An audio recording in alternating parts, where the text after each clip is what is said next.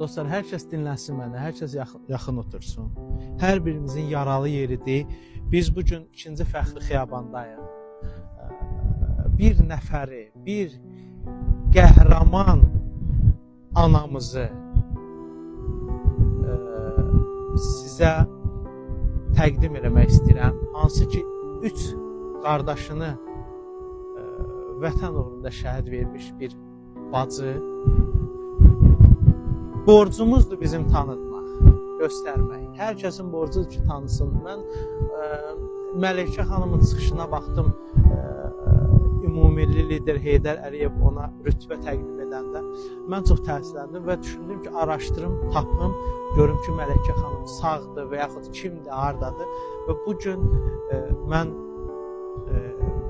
Məleykə xanımı tapdım.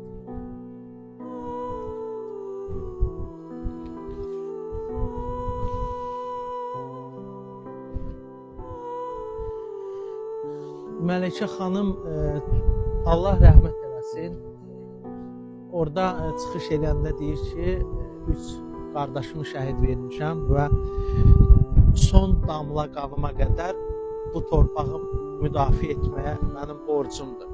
Və 92-96-cı illərdə xidmət elədi və xəstəlikdən, xərçəng xəstəsi oldu və dünyasını dəyişdi və orada ümumilli lider Heydər Əliyevin ona sual verirsən, hələ də gizlirsən və mən sənə burada leytenant rütbəsini verirəm. Yəni, nə bilim, əslində çox təsirlənirəm.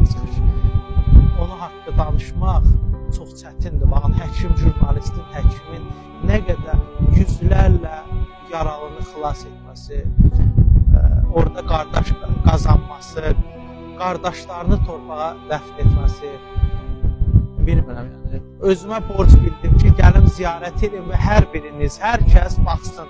Bu cür insanları ümumiyyətlə tanımaq lazımdır və tanıtmaq lazımdır. Mən də bunu özümə borc bildim. Yəni, Allah rəhmət eləsin.